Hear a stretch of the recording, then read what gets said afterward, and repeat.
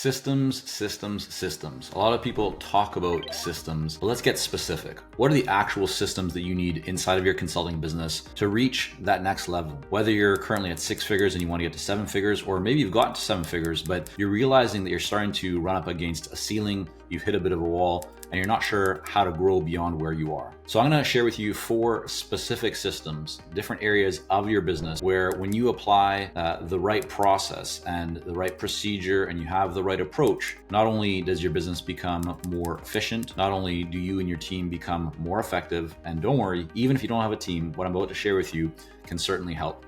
So let's start off and talk about the first area inside of your business where you can really benefit from having a system. That is marketing. So marketing, lead generation, right? Creating more visibility, building the brand, getting in front of more of your ideal clients, and ultimately getting more of them to come into your world, right? You want to have them contacting you, or at least raising their hand and saying, hey, I'm interested in what you're talking about, what you're offering. I'd like to learn more. So how do you do that? Well, the first thing is, let's talk about what you should not do. What a lot of consultants do is when they think about marketing, they think about almost the equivalent of like throwing, spaghetti at the wall and hoping that something sticks. And you've probably heard before, but hope is not a strategy. And it's certainly not the right approach to building a long-term sustainable, business that can grow and scale, and one that you can take to the next level. So if it's not just about throwing a whole bunch of stuff at the wall, and if it's not about trying a whole bunch of new things that seem to be, in the moment, it's that shiny object, you hear somebody talking about it, or maybe there's some ad that you see online that really does a great job of getting your attention, but ultimately what it's selling is what it's offering, right? So it's some method that they've developed that they tell you it's magical, it's wonderful, it's going to get you results overnight and make you rich quick, right? All that kind of stuff. Most of it never works. So let's talk about what actually does work. What does work is identifying what is likely to be, or most likely has actually already been effective for you in your business to get to where you are. And then simply figuring out how do you do more of it, or how do you do it even better. And I'll give you an example of this. We have a client who every time they get in front of an audience, right, they are delivering a talk, and generally this is in person, so they go to different conferences and events. Every time they do that, they generate business. They tend to land 1 or 2 new clients every time they do that. Now, what does that mean? It means that for them, the opportunity to build a system, to build a process is simply to get them, or to do the things that are necessary to get them in front of more stages, or to get them, speaking more often. So you could develop a system for that. You could look at what is involved in getting this consultant to be booked and get in front of their ideal clients, right? Where they can speak. And that's going to be everything from identifying different venues, looking at different conferences, events, professional organizations, right? Associations, looking at calendars, finding who are the people that would book those events, right? Having a process for reaching out, doing follow-up, creating the content, then engaging the audience, and then what happens after the event, right? All the things that person has done, that consultant is doing that is working for them. You want to, or they would want to document those things, and then look at how they can make each of them more efficient and more effective. That's a system. And so then the next step would be to run that system over and over and over again, as long as it continues to produce results. But the mistake that many consultants make is they will have something like that inside of their business. It might be LinkedIn, it might be running ads, it might be giving talks, it might be webinars, it might be sending emails. It could be a lot of different things. And I'll talk about a few more here in just a moment to hopefully help you to see how this could apply to you. But the mistake that many people make is they will have something like that inside of their business that is already working, but they go off and think, okay, it's working. Maybe I'm getting, let's say if you were to rate it out of 10, you would rate it a 4. And so they rate it a 4 and think, okay, this is not working as well as I would like. I should try and do something completely different. And they go off, and now they're starting from scratch, trying to get something that will work above a 4. Instead, if you just identify, okay, this is working for us, but it's not working to the level that I would like, how do we get it from a 4 to a 6 or to an 8? And simply by building that system, building that process, right? Documenting it and then optimizing it, that's where you can almost see greater and greater gains. I'll give you another example. We had a client who's still an amazing client of ours, does great work, a solo consultant, but has a very successful consulting business that he has built around his lifestyle and what he wants to spend time with his kids, and just is in very high demand. Essentially, is booked out many months into the future. And he was in a situation where in his market he was not allowed to send emails to people that he did not know. Right, that was the law in the country that he works. This is in Europe, and so we helped him to develop a direct mail campaign, and that direct mail campaign was incredibly effective. In essence, he spent about $5,000 or maybe it was $8,000 maximum to create this whole campaign. A lot of printed materials, very high quality. Right, he's kind of positioned as a premium brand in his marketplace, and that one campaign that he sent out once, it was multiple steps, right, over a period of time, generated multiple six figures in business for him. So the opportunity, right, for him is he now has an asset. He can and already has documented what he needs to do. He has a system for bringing in new clients. And one part of that system, right, is for him to run this direct mail campaign, knowing that every time he runs it, he is likely to continue generating very good returns. So for you, right, think about what is working for you right now. And instead of trying something completely different, ask yourself, how can you make it even better? How can you build a system that you know is going to be consistent in delivering the kind of results that you want, increasing your visibility, right? Building the brand awareness, and most importantly, getting people to raise their hands and saying, yes, I'd like to learn more, and actually coming to you.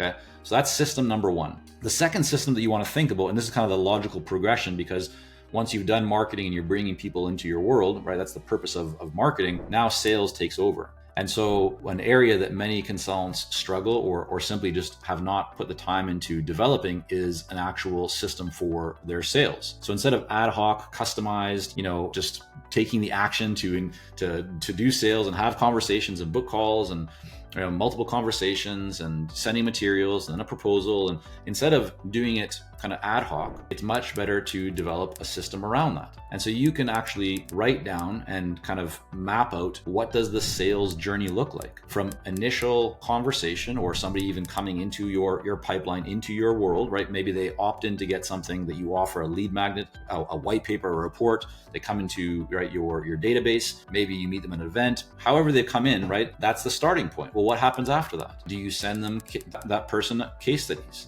Do you suggest jumping on a call? Do you provide a report? What is your process? And a lot of people haven't actually thought about the process, and they haven't documented. One thing that you can do that, again, very similar to the system around marketing I just mentioned, is to take time. This is one of the things that we do with our clients inside the Clarity Coaching Program, is to really explore what is currently working, what is not working. Because if there are elements inside of your current sales activities that are working, you want to keep those things. If there's things that are not working, then you want to ask, how do we get them to work? Or maybe you're actually doing things that you shouldn't be doing. So that's important to know. But when you identify and you map out what are all the different steps that somebody goes through from initially coming into your world to conversations, right? And maybe multiple conversations, and then a proposal, and then what happens afterwards, right? All of that can be mapped out, and then all of that can be made more effective. There's a concept in sales which is called pre-selling. And pre-selling is all about what can you do and what can you provide to the marketplace or to the potential client, so that they feel more comfortable, they feel more confident, they trust you, they see your expertise, so that when you actually start having a sales conversation or multiple sales conversations with them or their team, they're already kind of pre-sold. You don't have to talk about how great you are and your experience. That's already been done. That's already been demonstrated through everything that you've provided to that client in advance, which could include case studies, testimonials, videos, content, so on and so forth. Now, another area around your sales system is this could be for you or a team member, or maybe multiple team members, depending on the size of your team and those working kind of in the area of sales. But how are they supposed to manage your database? When somebody comes in, right, there's an initial touch point. Well, what happens after 4 weeks? What happens after 8 weeks? What happens after 6 months, 12 months, 2 years? How are you engaging? Do you have rules? Do you have a process, right? Are there certain expectations? Is there a flow? Are there triggers, right? Are there reminders? All these things are what can actually add a lot of additional business, right, or revenue to your business. Because if you think about it, people are coming into your world, they're expressing some level of interest. But if you don't nurture them, or if you even, let's say, have a conversation or maybe a few conversations, but they do not become a client and they go off, or maybe they even became a client and you worked with them for a period of time, but now it's been a year or two since you've had any contact with them, right? Those are cracks inside of your business, and you want to fill those cracks, because if you have or do a better job of engaging with your clients and following up with potential clients or past clients, whatever it might be, that creates more conversations. More conversations can lead to more business. So a sales system is something that you can really benefit from. And if you don't currently have one, if you don't have, or if you're not strategically managing your pipeline, if you're not strategically managing your database, if you don't have best practices and expectations and a plan, then you're likely leaving a lot of money on the table. And this is, again, one of the things that we help our clients with. And so if you're thinking, hey, I'd like to get help to improve my marketing systems, my sales systems, then click on the link somewhere around this video or on this page, or go to consultingsuccess.com and just get in touch. We'd be happy to speak with you about your current situation and share with you some of the things that you could be doing in your business to create systems that will help you to grow in a more efficient and effective way. Now let's talk about the third system here, which is client onboarding. This is, we could kind of call it client onboarding and delivery systems. It's all about how do you create a consistent world-class experience for your clients. And how do you do that in a way where it doesn't matter who the client is that is coming in, doesn't matter who on your team is working with them? How do you ensure that they are getting everything they need to increase their chances of success and for them to really be, thrilled with the experience of working with you and your team? Now, a lot of consultants don't have any documentation around what does that onboarding process look like, from initial emails, phone calls, materials provided, right? What is that experience? What's it like for the client to schedule those initial kickoff calls?